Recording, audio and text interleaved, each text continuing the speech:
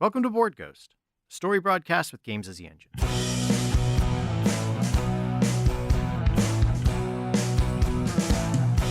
If living is a highway, then heaven is a bus stop. Been waiting for a minute there, or has it been forever? 'Cause dying don't agree with me. We believe you're out there, hungry for stories for shared experience. We can't see you, can't hear you, yet we will play for you. This night's offering is Fiasco.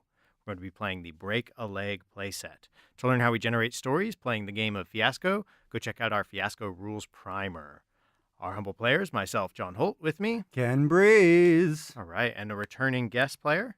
Alexi Sargent. All right, so Hey. we made you GM for us last time. Now we're making you collaborate. So first things first, we're going to generate our grid. Yep, I'm playing Anthony Wrench Pomada, who's a handyman / technical director of the play. He works for the director of the play, but he's sort of like in the union, like in the mob, I guess, a little bit.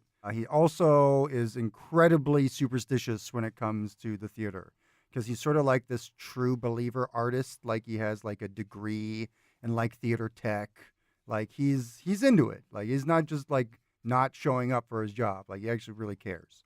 He is very close with the director. They are sort of trying to make up this team that's like gangbusters to like make this play happen. They like to meet above the marquee of the theater from time to time to discuss strategy, political strategy, artistic vision, as well as problems with the cast and crew. And that's Wrench. Timothy Thistleton Jr., the director, is the son of Sir Timothy Thistleton Sr. He feels that he's really an artist in his own right, and the constant comparisons to his father's body of work are really unnecessary and somewhat hurtful, because he has been laboring in this vineyard, directing Shakespeare since he was knee-high to a grasshopper, and he's a little bit cynical about the way these crowd-pleasing shows are just put on season after season. He thinks it's time for something new, a new vision of Shakespeare. And so his side project is 13th Night. His ostensible focus on the Scottish play is perhaps a little bit divided. But he does feel that Wrench is someone who can be relied on, someone who understands how to take the long view of things and get above all the pettiness. I am playing Anthony Lee Pomato. Le Pomato. Uh-huh. He is a 46-year-old, starting to gray, starting to get a little round. He's had aspirations of artiste, and he's since sort of dropped the sir from his name as he's grown a little older and a little more cynical. There's this careful balance of the artist and his artist aspirations and his disdain for the common, but his also sort of workaday, gristled, pounding the boards kind of actor, like get in there, get it done. So that he's a little bit at odds with himself now that he's getting older as an actor. Kind of a character actor type. Yeah. Let me run through our grid real quick. Now we've got our characters. So between Ken's character and Alexi's character, Anthony Pomato and Timothy Thistleton Jr., there is a work relationship, the director and functionary, and the location that's attached to them is the front of the house atop the marquee. Between Alexi's character and myself, Anthony Leap Meadow and Timothy Thistle Jr., there's a community relationship, this dubious side project, and the need to get more revenge on the actor who can never find her light. So between Ken's character and my own, the Anthony and Anthony Lee Anthony Lee. Pomato You're and Anthony Lee. Pomato. And I'm Anthony. You're Anthony Lee. Anthony. And I'm Wrench. We have we have a family connection. Apparently they're cousins, but don't mention it. There's an object, a weapon, a big box of swords with no lock on it that somehow connected Contextualizes our to us. relationship. All right, so that is our grid. So we're going to get right into scenes from here. Good.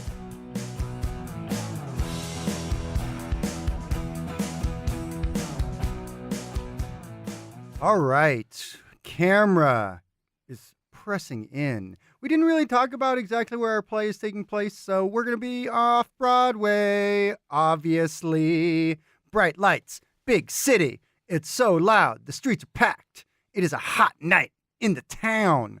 And as the camera is pushing in over the skyline, down, down, down into the grid, we're hearing the sights, rather seeing the sights, and hearing the sounds of the hot night in the city. But we're pressing in, we're seeing steam, we're seeing crowds, people shouting, but we're going towards the marquee. We're going to that location atop the marquee of the Royale Theater. And that is where Wrench, our handyman / technical director of this Scottish play that we're putting on, this very famous Scottish play about betrayal. We're all sort of fed up with it, but it's been put on so many times. But that being said, Anthony Pomada, Wrench, is here, as is the director of the play, Timothy Thistleton Jr. They're meeting. It's the beginning of the night. The dress rehearsal is going to be soon. It's just a few nights away, maybe. It's on the horizon, and the show is gonna be opening up right after that. So we're basically at the end of all this in terms of preparations. Wrench and the director Timothy Thistleton Jr. are having this very important meeting where Wrench secretly, surreptitiously called Timothy to their secret location where they usually meet to have very important conversations, because they are allies in making this production their own. They keep the cast and the crew underneath their thumbs and make sure everything's working and going the way it needs to. Keep the producers happy, but not so involved, right? They don't need to know about all the decisions that go on. Exactly. There are many day-to-day decisions, where there's just basically situational management needs to take over.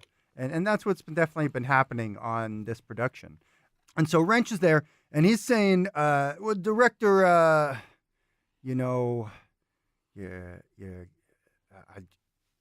just got to make sure that you're going to be ready for dress. I've been noticing you're not here on time. I mean, I hate to call you on this. I didn't want to do it in front of anybody else there, Tim. But, excuse me, Mr. Thistleton. Timothy is fine. You must understand, I have to cultivate a certain mystique of invulnerability and impassibility. Casts, actors, if they see weakness, they will strike. Yeah. I don't want you to be weak, and I don't know about all that mystique and everything. I can maybe get some jets of smoke around you, and we could work on that to up that. But I will say it's bad luck if the crew don't listen to the captain, and you're the captain. They got to listen to you, and I get it. You got to maintain your artistry. But speaking of me, I'm getting the sense that there might be something you got maybe on the side, and I just wanted to make sure that you were totally focused in on the job at hand. How much focus does it really need? I mean, I've directed Macbeth 5 times. You give them blood, you give them lust. They'll eat it up, lap it up like dogs running to roadkill. Hey, I'm all for roadkill. I'm all for them eating roadkill, for sure. It sounds to me like this isn't really floating your boat, wetting your whistle there. Could it be that you got your eye on some other gig or something like that? Oh, well, listen, Wrench, you're a trustworthy person. You know how these sort of things go. Yeah, I know all about how all these things go. They go in lots of different ways, good ways, bad ways, lots of different ways. Which way is it going right now? I think it's going well. I think we're going to discover something a little new and exciting. Something that gives us more insight into the mind of the Bard of Avon. All right. I can see that, and I mean we've been able to deliver all the technical bells and whistles you've been asking for. Cauldrons and The cauldrons, witches. the cauldrons on cauldrons. If you're saying that everything's tip top, I'll have to disagree there because we wouldn't be having this meeting otherwise. Come clean here. You got something on the side? I think you're not going to learn anything. I don't learn anything. Timothy's smoking, obviously, Of course. and like as he finishes a cigarette and like stubs it out. Wrench is smoking too. They're both smoking. Stubs it out on the marquee that they're standing on. Yep. He's like, well, Wrench, you remember what I was saying about Mystique? Yes. Yeah. Just don't worry too much. You'll see it when it's ready, and believe you me, it's going to be a treat. All right. We're gonna break some legs. I mean, break a legs. We're gonna be breaking legs in a few days. Oh, yes, we shall. All right, let's get to it. The scene is Timothy Thistleton Jr. and Anthony Le Pumato gathered to go over the latest revisions of the script for 13th Night or Malvolio's Revenge. Where are you? The dark corner of a bar, a bar that allows smoking inside, so we can keep that cloud of cigarette Totally. smoke up. Timothy Thistleton Jr. is kind of like flipping through the script, alternately sipping and smoking as he waits for his co-conspirator / artistic collaborator to join to discuss what he sees as the biggest obstacle to them pulling off this important and revelatory side project. Yeah, the door bursts open, and in I step. I whip off my long coat, throw it over the chair, and sort of plop my prodigious form into the easy chair next to you and say, Timothy, you got to understand, this project, this is going to make us. Dramatic entrance as usual, Anthony. Of course. Always the biggest entrance for the biggest stars. I'd expect no less from you. Here, you can see the cross-dressing scene has been substantially reworked to get at the explosion of the gender binary that we want to achieve in this new Shakespearean work. As long as it connects to the common man, but also perplexes the common man, I think we'll have a hit. The perplexing of the common man. That could be another subtitle, couldn't it? Oh, and he pulls out a pencil and starts writing it in, but he's like, wait. Anthony, there's something I need to talk to you about. What, are the other 4 subtitles not going to fit on the poster? No, that's not it. It's a casting problem. Well, you've got me, and there are 7 roles, which is within my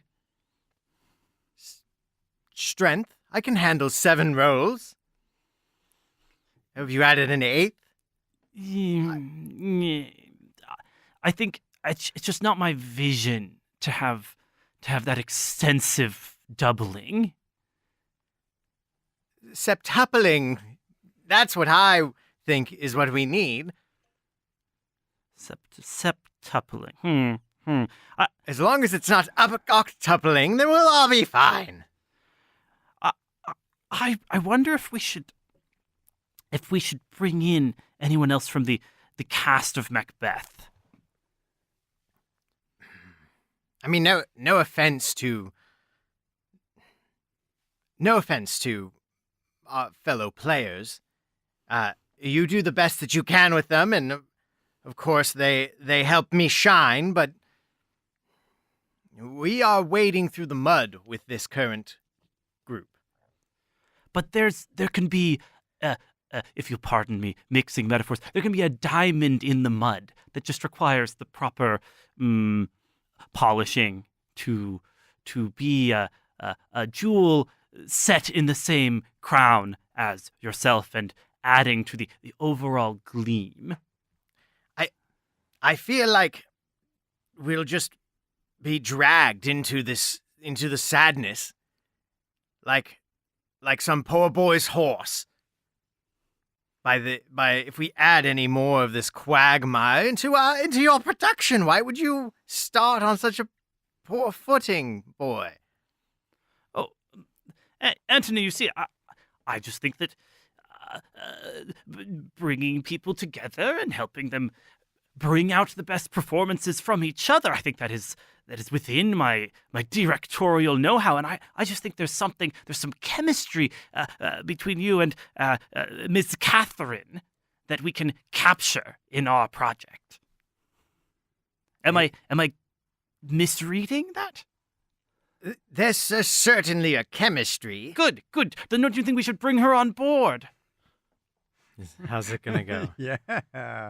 Going so good for you. Nice. You want to bring her on board, huh? I think it would be for the best. I think it would really bring out our vision, and that is, of course, Shakespeare's vision, which we are channeling into this new Shakespearean work. Miss Davra certainly can wear a costume. And can bear her soul at the same time. If you insist. Oh, very good. Very good. Thank you, Anthony. This is a Wednesday matinee of the Scottish play. Okay, so we've opened. Where this is like between acts. Mm-hmm. This is like a high school field trip show. Yeah. Came out to see it. Right. So it's like, it's weekday. yeah, like a bunch of like 13 and 14-year-olds dragged out by their English teacher Mhm. from a few schools to see the show. And so they're less than attentive. On the school focused. bus, the teacher is saying to them, if you think about it, Shakespeare was kind of the first rapper. The last line of the first act comes and the lights go down and the curtain closes. It's going to be Anthony and Catherine, and there's going to be a Joey Pumoto. Right? Right? Who's Joey Pomoto? Joey Pumoto is the youngest of our uncles. Got it. There's no nepotism on this show. Anyone who says This that. family. I asked Joey to come out to see the show because I want to actually get some financing from him for Yeah, our side project. exactly. Right. And I know he's taken a shine to Catherine Devereaux. Aha. What Anthony wants, he has to put up with Catherine enough to pitch her up to like basically hook her and Joey up, make a match make so that Joey will be soft on this production house and open his wallet. The family will fund the project. That's what Anthony wants out of this. I want family funding for the side project. And this is intermission. This is So, like Joey's between- been invited to come yeah, backstage. so he's in the wings. Yeah, nice.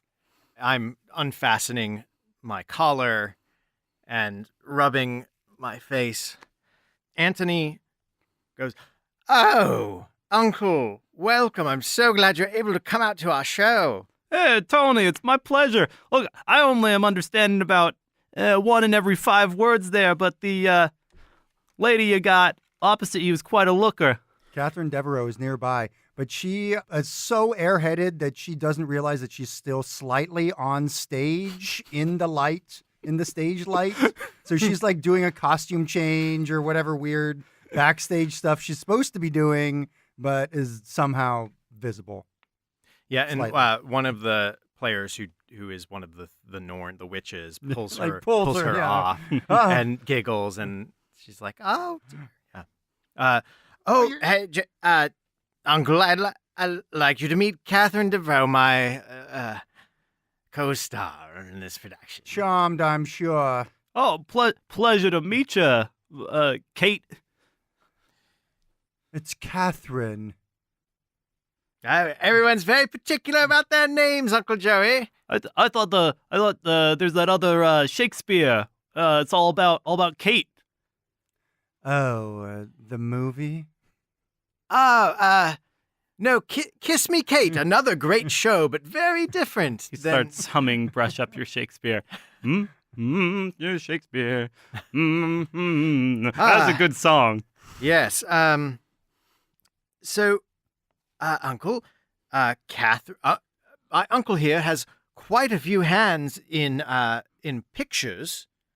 Really? In fact, he made his bones on Broadway. Well, it was 42nd Street in the 70s, but he definitely was in pictures at the time.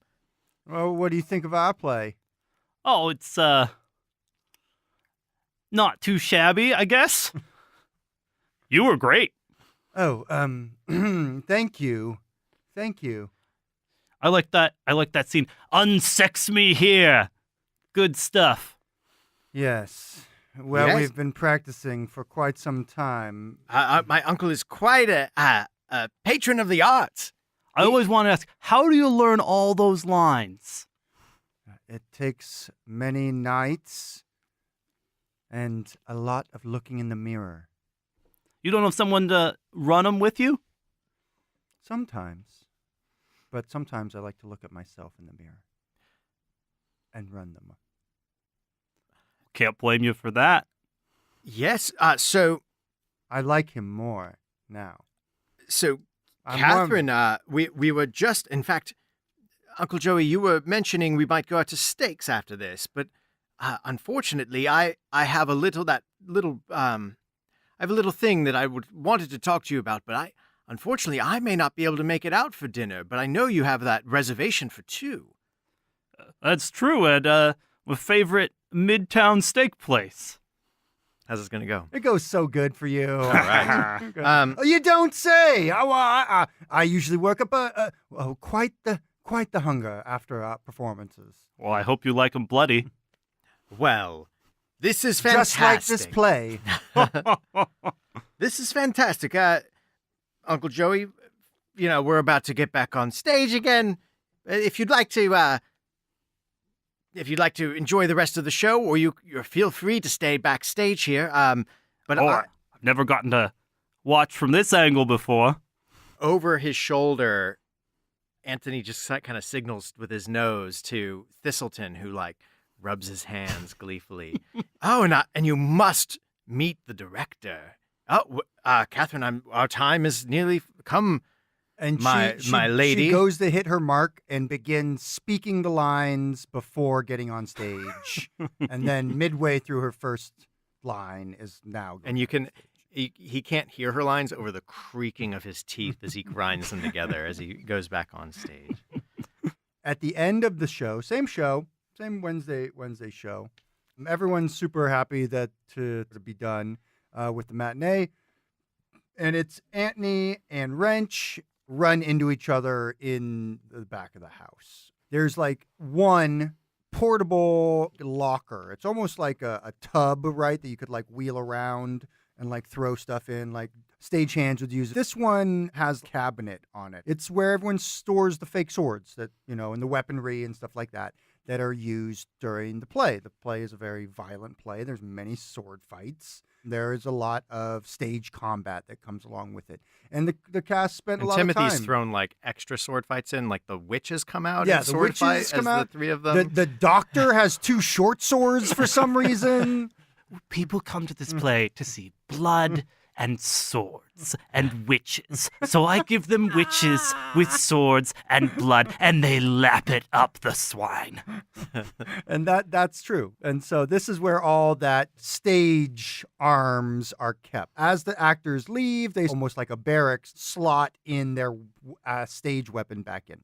And so that's where we run into each other, where I'm shutting the cabinet and I'm locking it with a padlock, and I have the key and I'm putting the key away and and we just whatever bump into each other, and I'm like, oh, how's it going?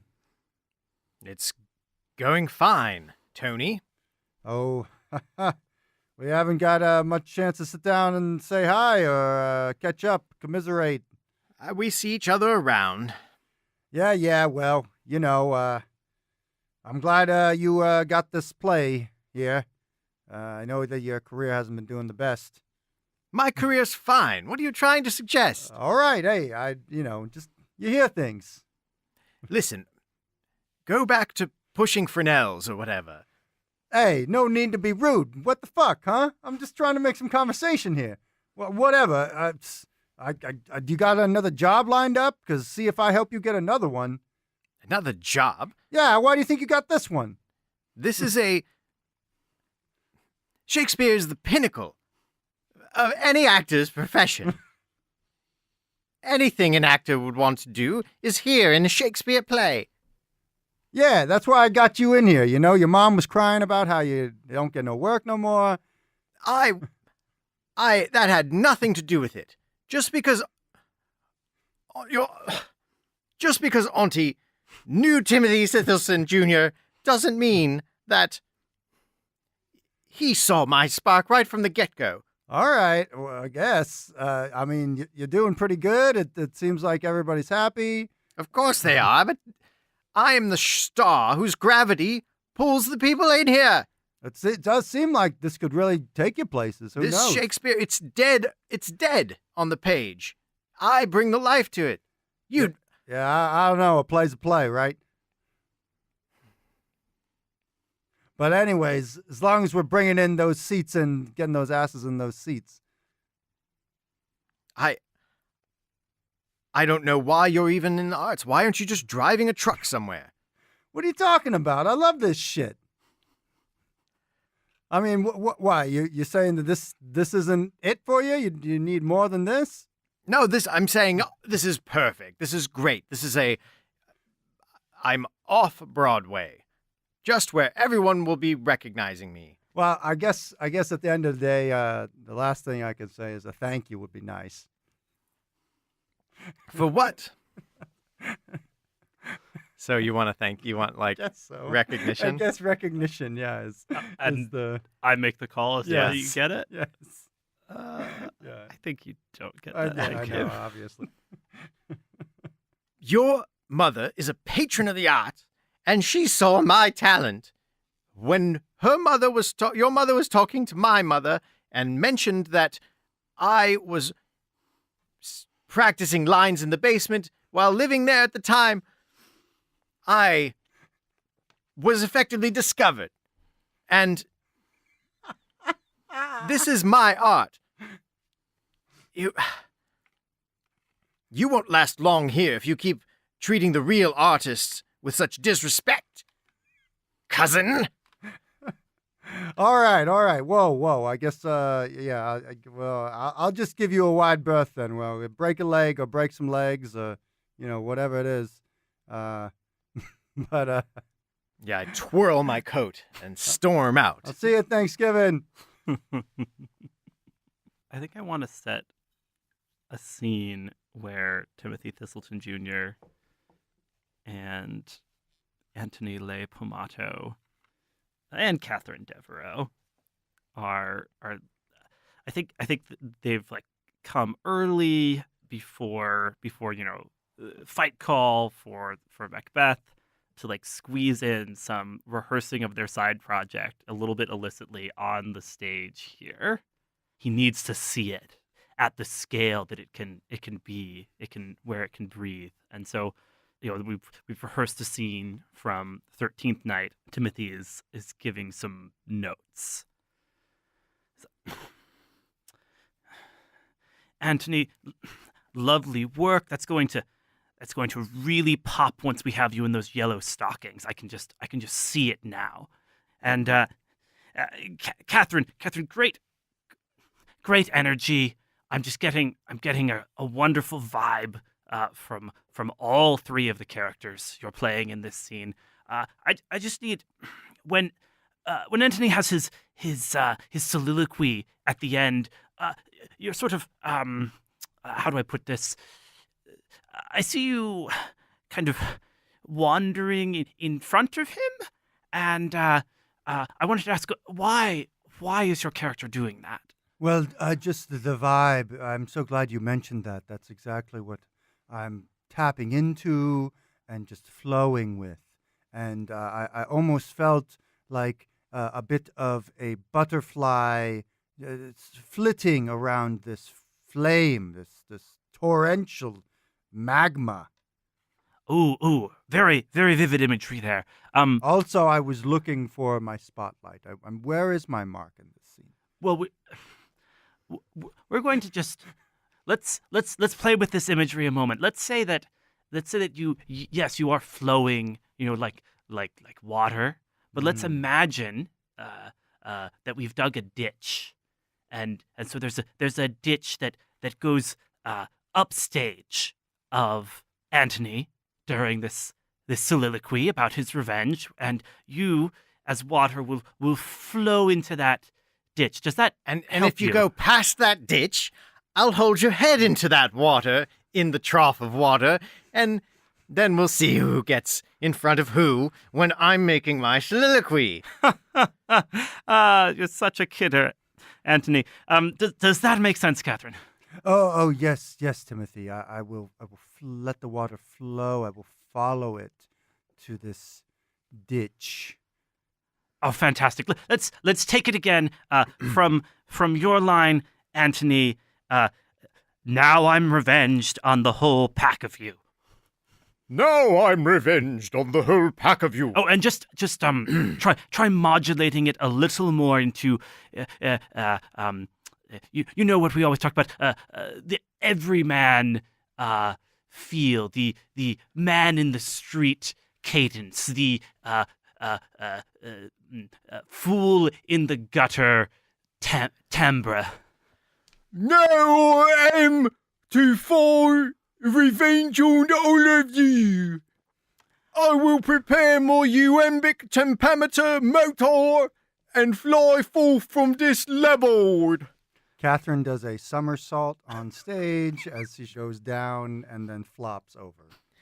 You are making a mockery of our talent, of our work. I'm in the wait. Am Thistle, my dear, this is killing me. Just hold for a moment. Hold for a moment, Catherine. I'm intrigued and curious about this choice you've made. Well, if there's a ditch, the water doesn't know there's a ditch coming. I was surprised by the ditch.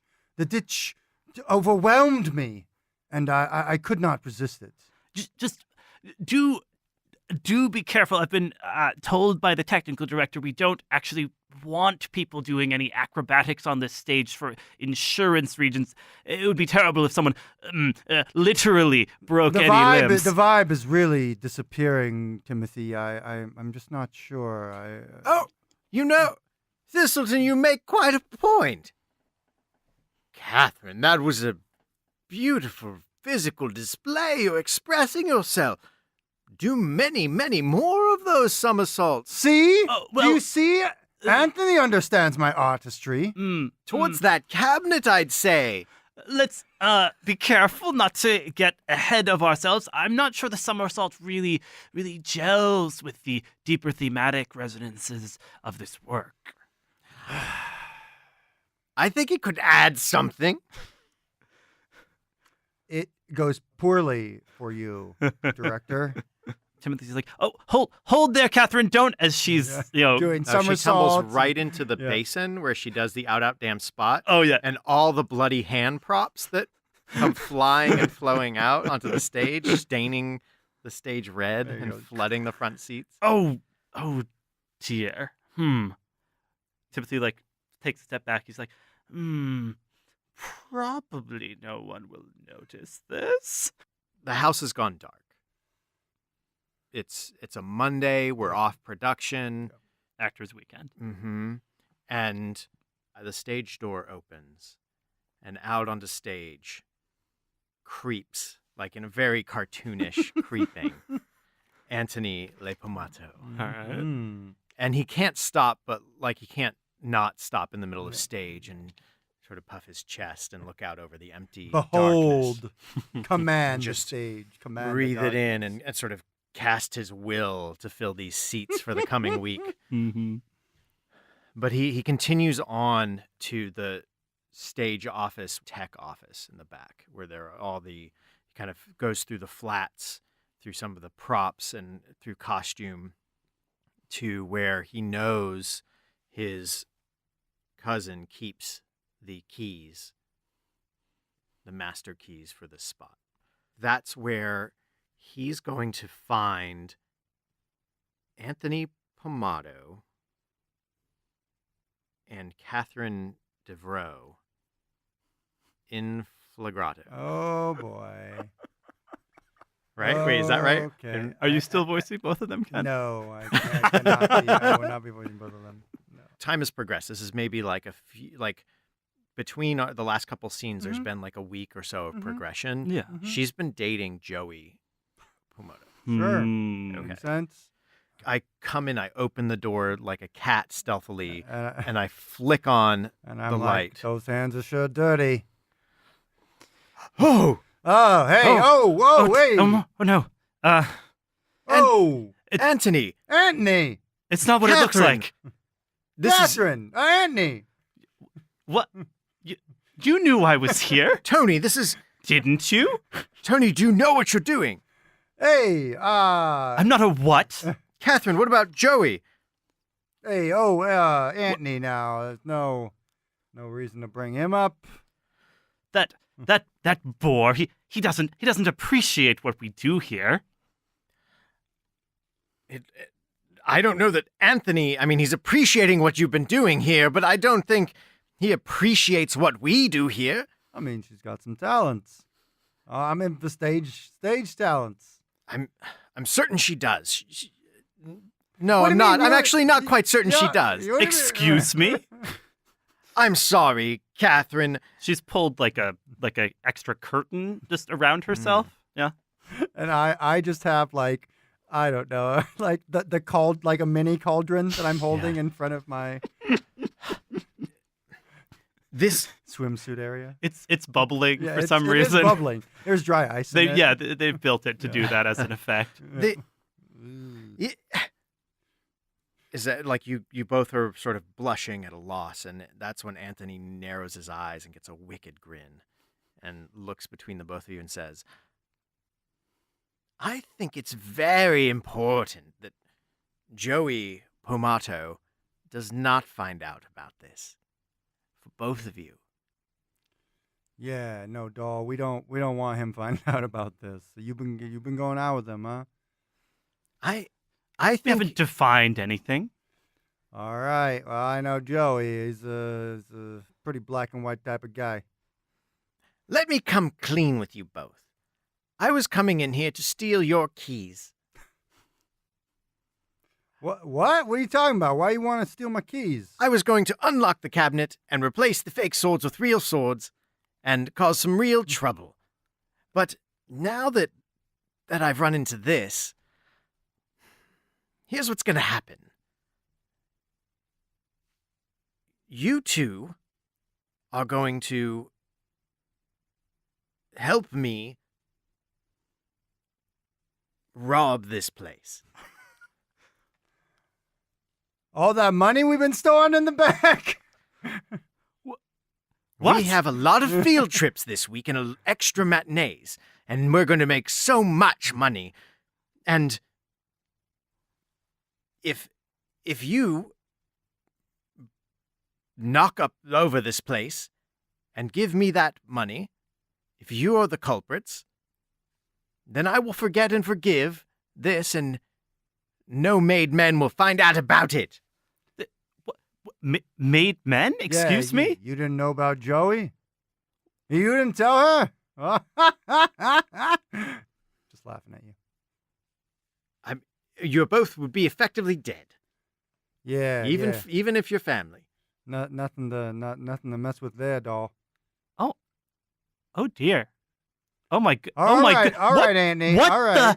what the hell? All right. All right, So Andy, we this can will make be it. We the can, this will be the decision. Yeah, we can make this happen. Who's you're You guys both can choose how it'll go. Oh yeah, totally. It does? I think Okay. that makes. Cousinly camaraderie. The two of us I mean, kind we're of start making a chewing. deal. But we're also just talking about all the terrible stories we've heard about Joey, Uncle yeah. Joey, all the bad stuff that he's done to people. Yep. The blood is draining from Catherine's face. Yeah. As you start to hear yourself talking about like the most horrific thing, the blood's Yep. draining from your face. Yep. And that's, again, silence falls over everything. My smile is like my whole face at this point, Anthony's face. And he goes, "It seems that you both understand that you don't have a choice."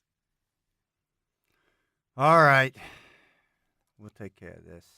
I You think better. acting is all about choices. That scene. All right, scene. We have finished the final scene in the first act, and we're going to go to the tilt. Finished our first act. We've generated our tilt. We have tragedy. Somebody's life has changed forever in a bad way, and mayhem, an out-of-control rampage.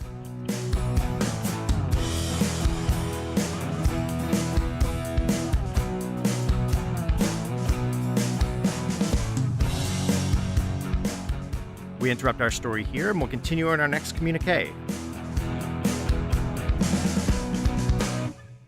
I was one of your players, John Holt. You can find me on Twitter at Lord Joho and on Instagram at board_ghost. Ken, where can people find you? Hey, everybody, you can find me, Ken, on Twitter at Berlingsbeard, BERLINGS Beard. Also, check out the Adventure Mixtape, an anthology of D&D adventures and music that I have with some co-writers on for sale at DriveThruRPG. And Alexi, where can people find you? People can find me at my website, alexisargent.com, and on Twitter at alexisargent. Sargent is spelled SARGEANT. If you like Shakespearean mayhem and mishaps, definitely check out the board game on my website that I am currently playtesting called No Holds Barred, the Shakespeare fighting game. Nice. All right, so to learn more about the players and engine in our story, visit boardghost.com. You can reach out or you can attempt to pierce the veil and contact us at Board Ghost World on Twitter. You can leave reviews on iTunes, your favorite listening portal. Subscribe so you don't miss out on the latest episodes. We'd like to thank Pat Couples for our theme song and interlude music. You can find more about Pat at patcouples.tumblr.com or his band's website, hotelsandhighways.com. So we have a Patreon. If you'd like to patronize us and help us making the show, you can go to patreon.com/boardghost, where you can get access to episodes early, you can get access to exclusive art, and you can get access to exclusive how-to-play videos. If you're not alone in the void, share our stories. The more they are consumed, the truer they become. Dying don't agree with me, no. Dying don't agree with me.